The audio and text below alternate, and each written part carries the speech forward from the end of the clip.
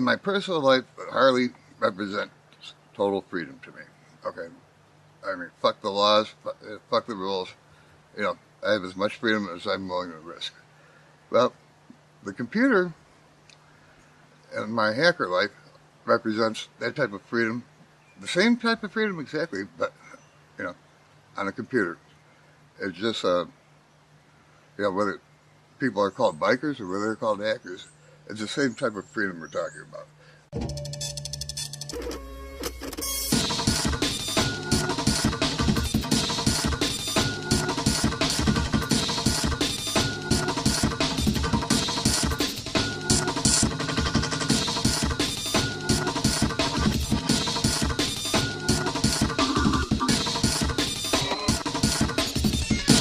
Hacking is simply hacking away at a computer keyboard until it does what you want it to do.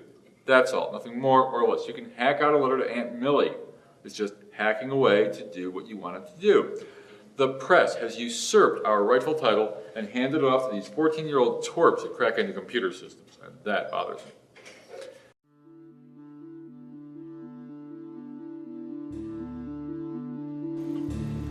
A hacker is somebody who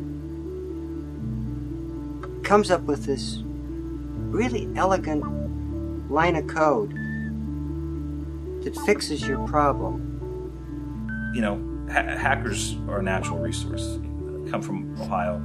You know, Orville and Wilbur Wright, the original hackers, you know, bicycle guys. And he just does it like that off the top of his head, basically. You never went in there trying to harm somebody else's system. It was all about the wall and getting through the wall and figuring out creative ways under, around, through, whatever. So that the spirit to be able to take these components, put technology that was the domain of governments for so long, and to let the average person figure out how to use it, I mean, that's the promise of technology.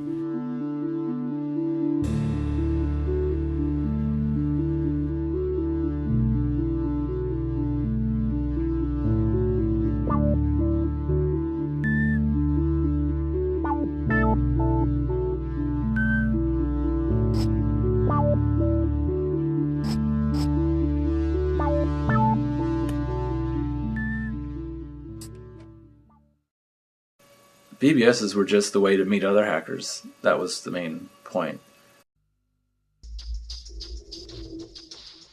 And then you kind of run into that when you're doing the BBS thing. There's like strata. And there's like all this happy finding that, and then there's the other thing. And so you kind of weasel around. You find interesting stuff. And I'm meeting people who are saying, oh, you want to learn about this? Here's some information. Here's a manual. Go to the telco, ask them this question. They'll tell you. They'll answer your question. They'll give you information. It was just so exciting that there's this, yeah, that's funny. There's like this underground of stuff going on and people hacking stuff and messing with things that the other mags weren't talking about. Because yeah, it was really exciting to see that, and the gears started turning, you know. A way to meet other people so you could learn about the system you're trying to hack, you know, and download text files, download FRAC, read about the system you found scanning. And that feeds the whole information drive. You start craving it. It's like a drug. I had pretty much stopped calling anything that didn't have to do with the computer underground in one sense or another. Didn't have time for it, wasn't interested in it. Just stopped dealing with it at all. You basically knew by connecting to the board before anything happened just how you're logging into the board, what they have to offer. You know, you can tell just by what BBS software they're running. Certainly there was an aspect of the well, we're a bunch of pirates and they're a bunch of straights and la la la, but it was just more like, God, these people are boring. You know, you'd have to fill out a little essay about yourself and answer a bunch of questions. And what got me is that I could have got a credit card with less information than these BBSs would want just to give me, download access. You had to fill out a form, and you had to you'd have to send it back to the sysop. Then you have to give them this email. And people get scared about giving the sysop the email. I believe the popular phrasing was, "Are you a cop?" Because they weren't sure if the sysop was a Fed or not. And then it would, they would get the email. Then they would have to do a callback verification to make sure your number is in place. So I'm serious, dude. This is how it worked. It was a painful process. I mean, there's tons of people all the time, you know, you'd see trying to apply to bulletin boards when you go through the New Year's voting process that would somehow just stumble across an elite BBS phone number, and everybody would, you know, that was the greatest for laughs because you get to vote on them and put comments and be like, how the hell did this guy find this bulletin board phone number, you know? I thought I was the shit and then find out, no, I was nothing. I mean, they would ask everything. They'd ask if you knew what all these abbreviations stood for, and you know, how long have you been part? What's your newest game? That was always my big one for getting into other bulletin boards. There was always a question that said, "What's your newest piece of pirated software?" So I would always just make up the name of a game. I'd be like, Bernie Johnson's Truck Rally 5. And then people would always be like, damn, like, wow, that's really just so new. I've never even heard of it. A lot of pirate boards were designed to look like some obscure system, like an old Unix system or whatever. And then once you log in, you know, you get the pirate board. Sometimes there's special passwords to get in. We had a public arena, and most people thought that's all we had. And then there were back rooms and back levels and sub levels and so on. So I had, if you first logged on, you were a peasant. And maybe if you got a little more access, I can't recall, you were given a classic card or a silver card or a platinum card, different ways to go up the social scale. And when you did, you got access to more games or better discussion boards, places where people wouldn't be necessarily tolerant of people coming in there and flame baiting people and yelling at people or being very mature. Or even higher than that would be the more nefarious areas, pirating, hacking, freaking. You know, we wouldn't just say, take anyone's word for it. I know you have elite. I don't know what you're talking about, you know. As a sysop, I get emailed all the time. You know, people want access to my elite section, elite this, elite that. And I never had one. I was actually always very paranoid about having one. Especially once I was like past 17, when I was 18 years old, I'm like, all right, now I'm really like, this is major reason not to have one. I think the best application forms written were by the humble guys. Do you have a girlfriend, and is she gonna get in the way? You know? The whole elite thing wasn't a conscious thing or a stated thing. And oftentimes I would downplay it or not discuss it, crossing from one network to the other, because people get weird about it. Right.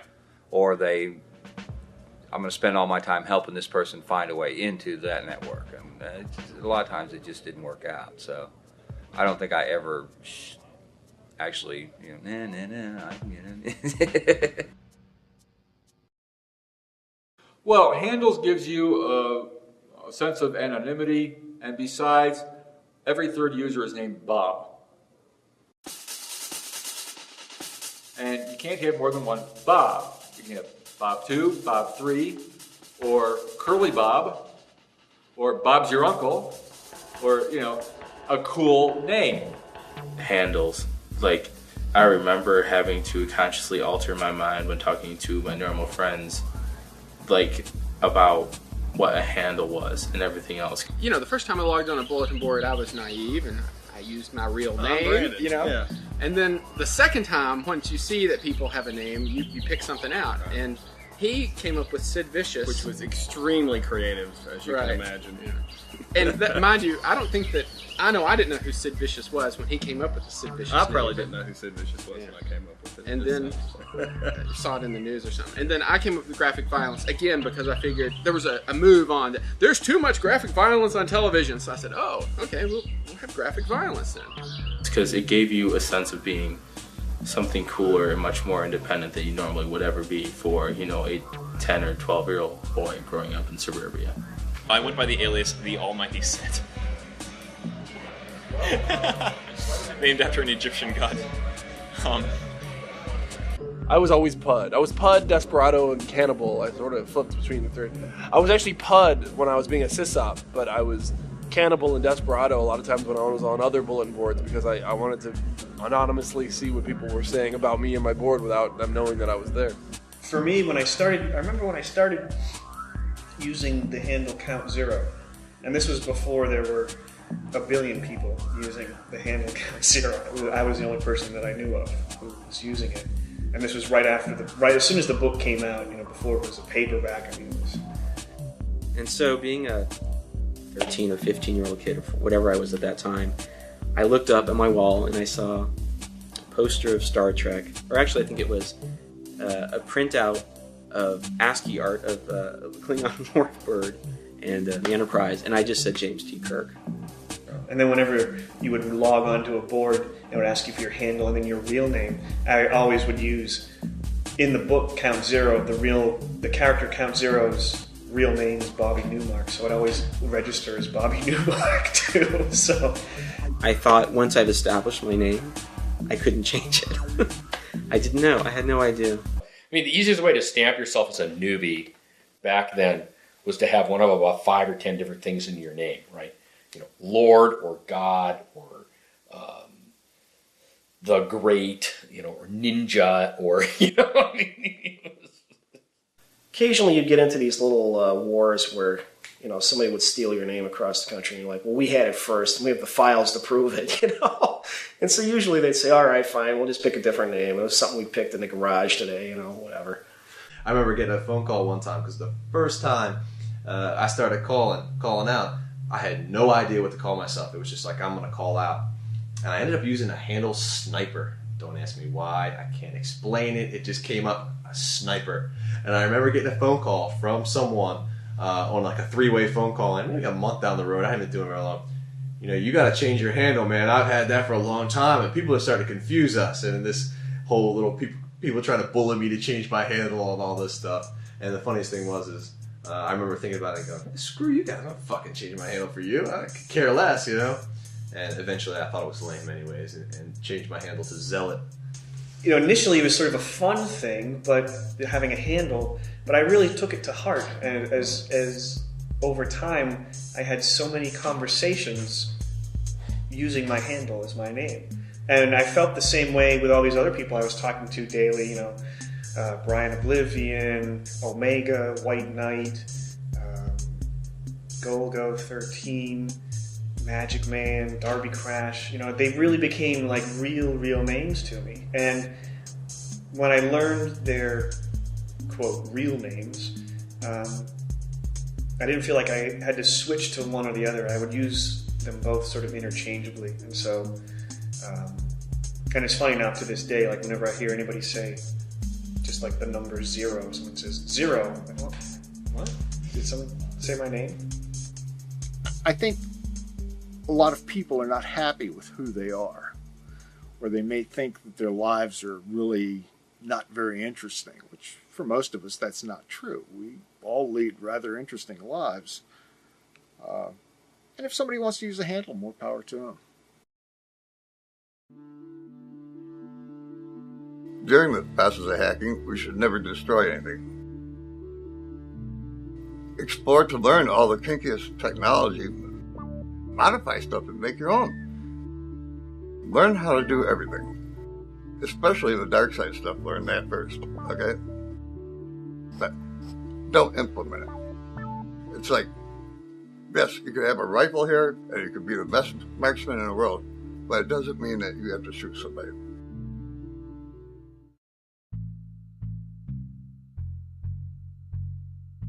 Freaking means a lot of different things. Freaking basically covers the whole spectrum of fun with Ma Bell, fun with the phone company, different things you can do. And people will say that a lot of different things fall into the freaking category, which could be everything from,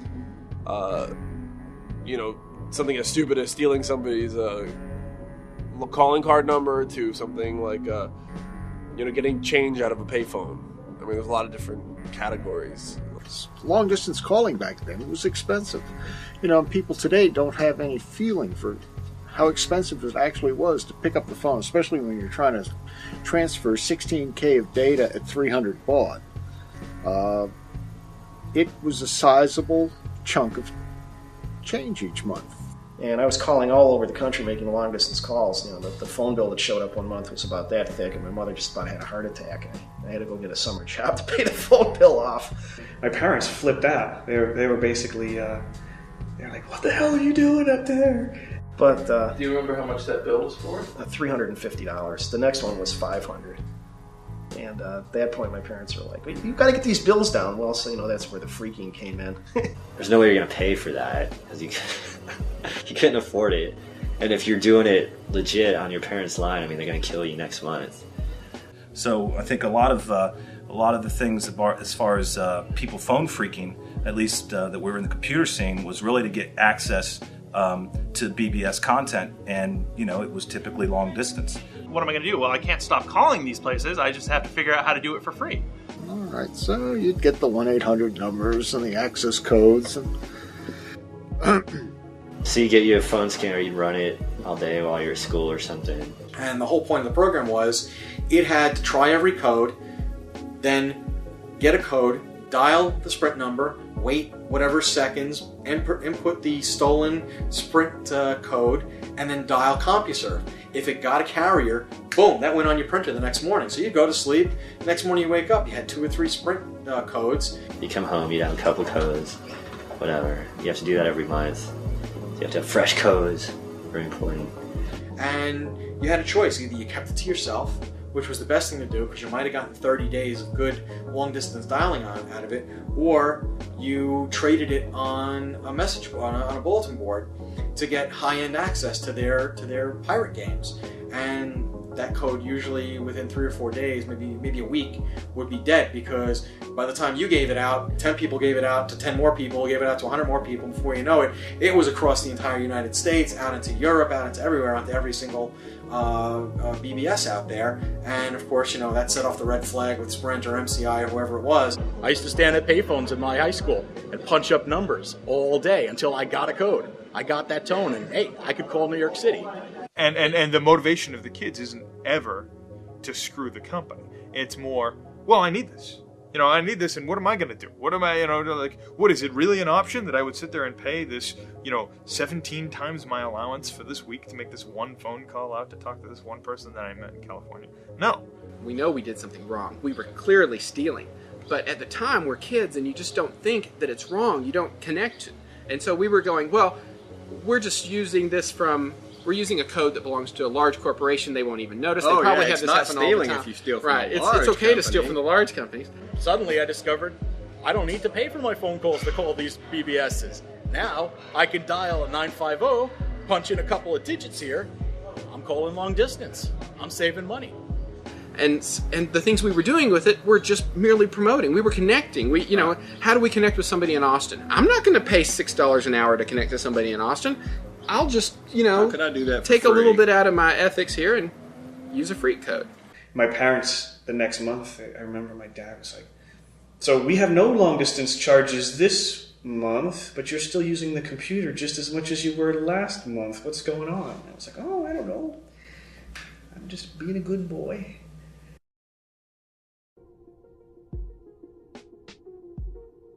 Oh, Sonny. I always remember Oh, Sonny. Oh, Sonny. It was a freak bulletin board up in New York. It was spurred by a meeting of the Ohio Scientific Users Group of New York, which is what OSUNY stands for. Ohio Scientific was a company that made computers. I had one, and we decided it would be great to have a BBS for the users group. Turned out no one else in the Ohio Scientific group really had a modem, so they didn't call up, but other people called up, and some hackers kind of started to put some information on there, phone freaks mainly. It seemed like every freak in the nation was on this thing. I mean, to dial into it would take you hours just redialing to get into it. There were a couple of people early on, Milo Phone Bill and Tom Tone. They were a couple of the early ones, and Mr. America also. If you had any question, you posted it, and anywhere between an hour later to 3 days later, depending on whatever person dialed in, you'd have the right answer. When someone would write something up, we would post it there, and that's how we got things like the black box and the blue box, and tips on phone freaking, and Various people who were really involved with the BBS, they'd write stuff. And it was a great forum to exchange that information. Anyone who called up could access it.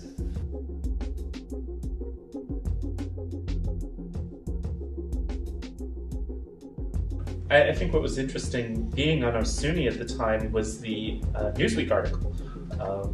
It came out and there was the name of a board that you're on almost every day mentioned in Newsweek and as a young teenager. I mean, it was just shocking. It was pretty amazing that this guy wanted to write things like this.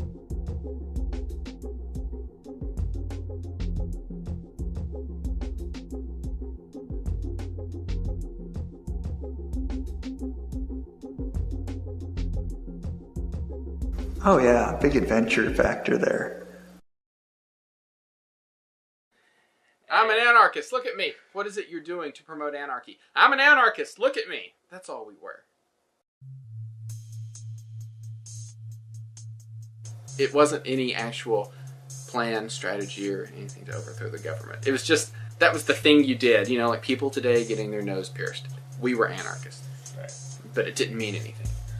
The younger people at the time were like really into the anarchy stuff, and they were all under 18, and they were, you know, they were still indestructible. They were still willing to go out and do the crazy things in real life, and the rest of us were doing those kinds of crazy things, but kind of worried about it more than they were. If you're 15 and you just learn how to write and you just learn how to publish to a global audience in the same month, you end up writing a lot of embarrassing stuff you can't retract. It sort of belongs to the world.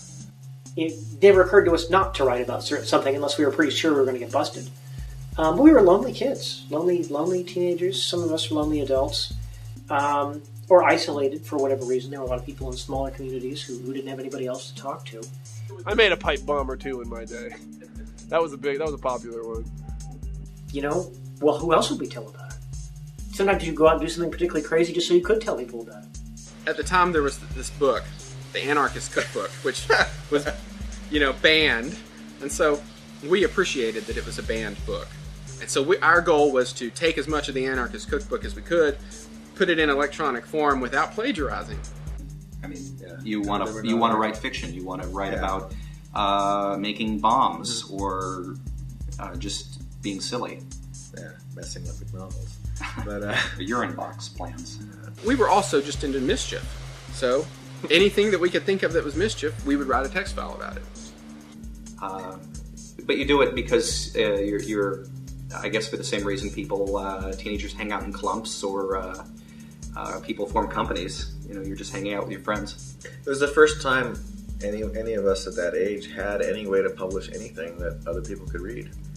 Yeah, they had text files that were written, and they talked. It's funny, these text files are written by other junior high kids, and they talk about stuff at their school. It'd be like some school in California, which is strangely familiar to, you know, our goofy stuff. It's like, there's no way you'd make those connections before. Like, this is a new thing in the early 80s. This is very exciting. And I guess in retrospect, that improved all of our English skills. Yeah, I'm sure you recall the Columbine incident. Right. And whenever that happened, I was at work, and I'm talking with some friends, and they're like, how could they not see that there's this group of teenagers walking around in black trench coats, talking about explosives, toting guns? How can they not see that this is a problem? And, you know, this isn't that long ago. And I was completely stunned because I thought everybody did that. I had a trench coat. I made explosives. I played with guns on the weekend. I didn't have any hate. And I think that was the thing that separated us. You know, I didn't hate anybody. I didn't hate my schoolmates. I didn't hate anybody.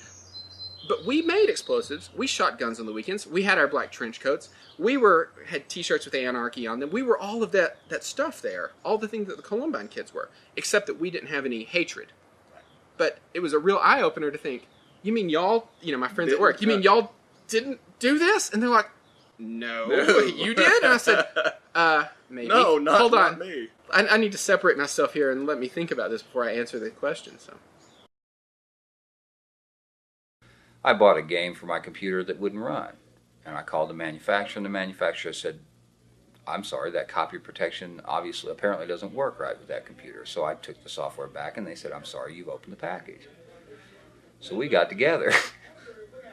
And we cracked the protection so that I could play the game on the computer that they told me it would run on. But see, there were other people out there cracking programs before us. We weren't the first. We just ended up being the best. You just, you think? It was such a challenge all the time, get the new software, go in, crack it. I mean, my head was stuck in coding all the time. I was thinking, zeros and ones and hexadecimal and, opcodes, operands and all that stuff nonstop. Back then, the language of choice for the platform, because they were so slow, was assembly and machine language. So it was difficult to learn, but once you learned it, reading it was straightforward, really. I picked it up so quickly, just with assembler and all that, and I was able to write all kinds of cool routines and programs, and then getting on the BBSes. And now, at first, it was just there's a new game out. Well, there's a cracked version, there's a non-cracked version. Well, how do you crack them? Well, you open up the manual on machine language on Apple II, and then find there's 3 others on the market, and then you read about this thing on somebody's bulletin board, and next thing you know, you're sort of an amateur.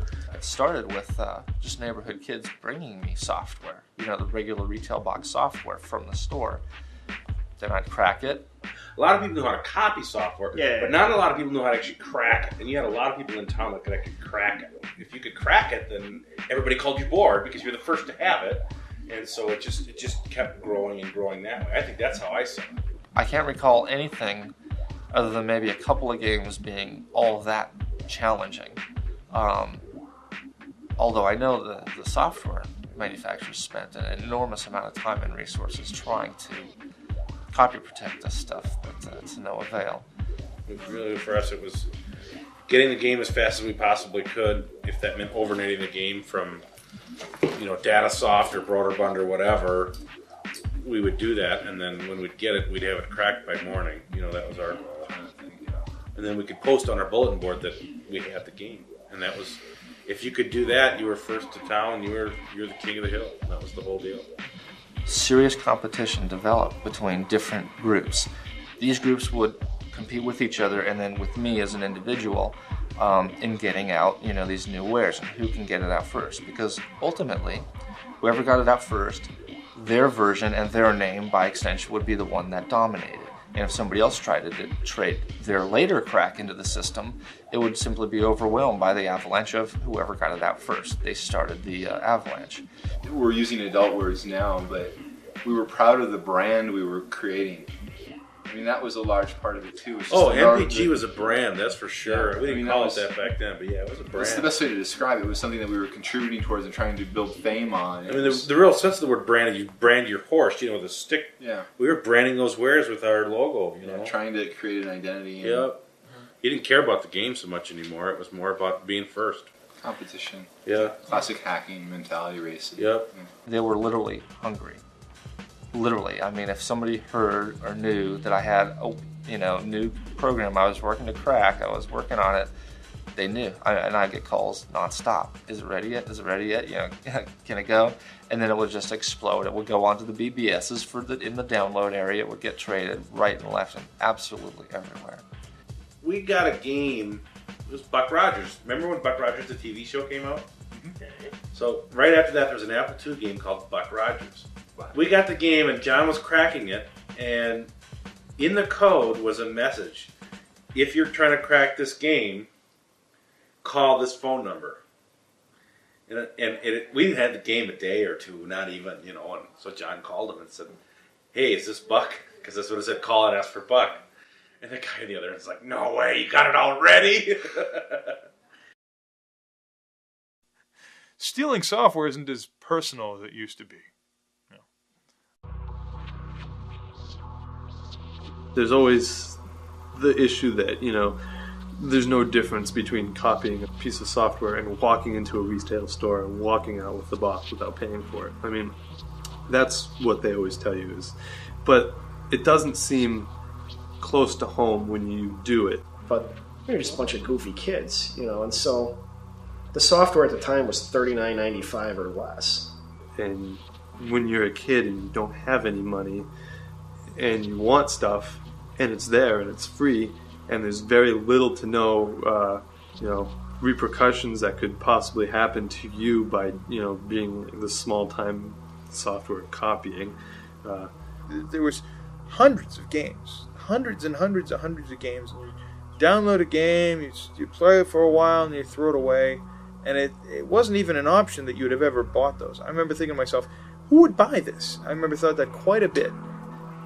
I don't know how you could look at it, and the laws were so goofy at that time that nothing applied. There wasn't really anything too illegal about it. It might have been a copyright violation, but we never sold any of the stuff we made.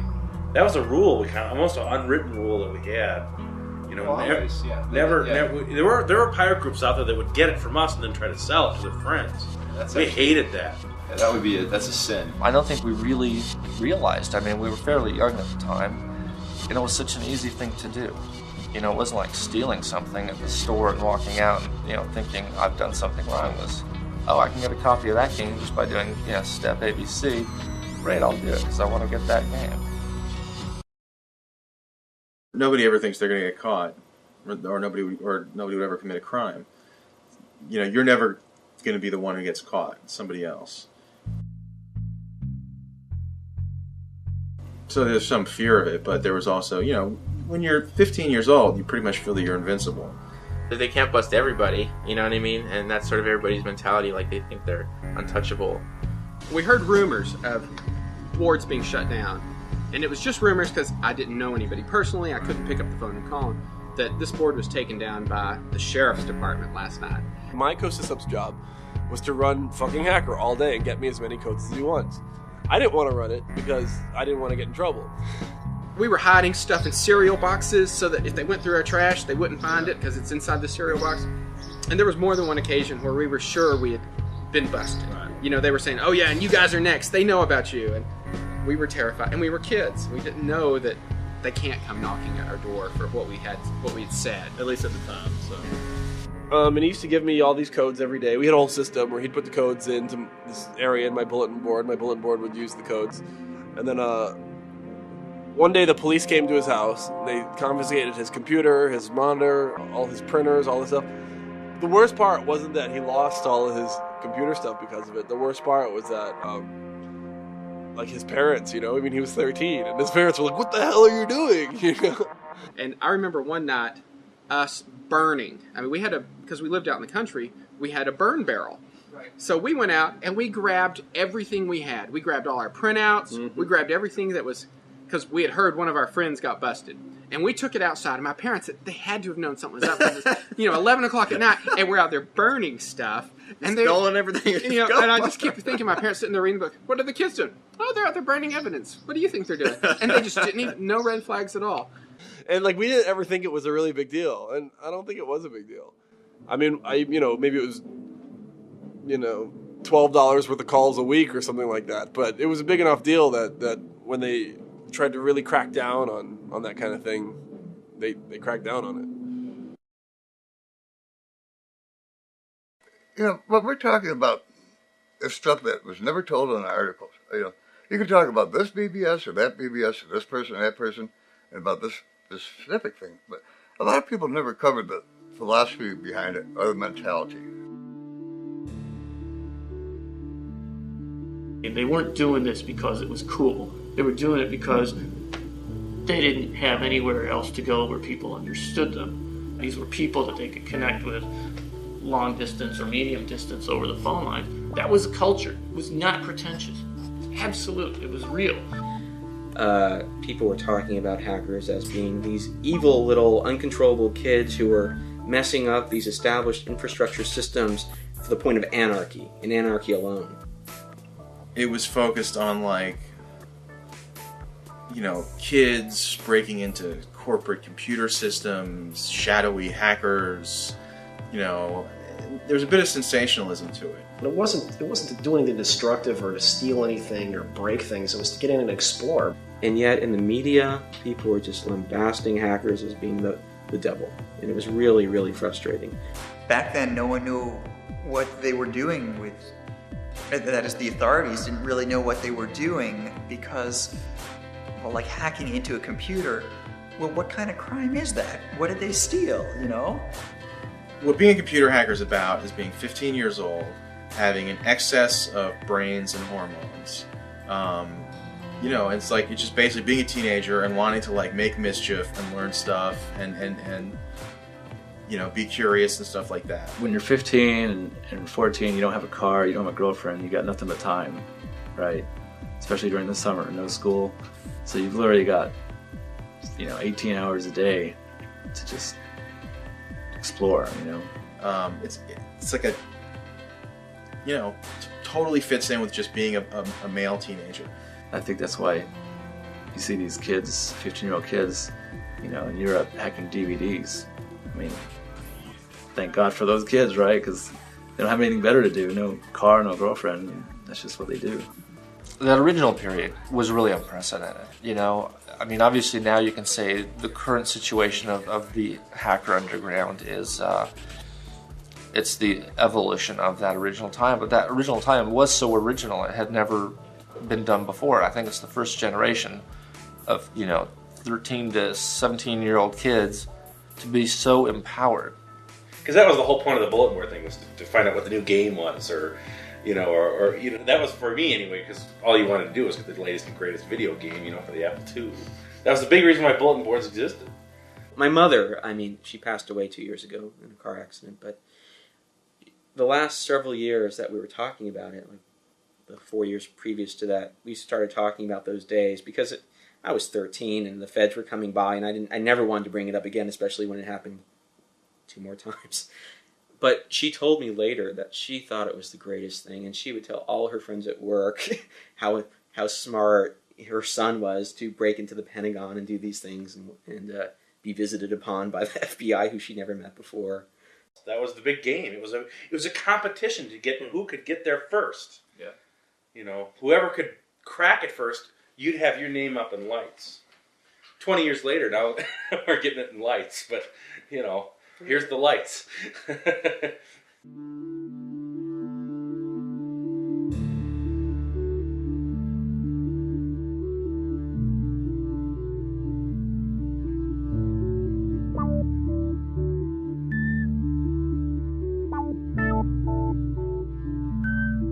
By putting out all the knowledge that is discovered, okay, you're going to get more and more people coming in. And sure, 99 out of 100 might be worthless idiots. 999 out of 1,000 may not last as a hacker for a year.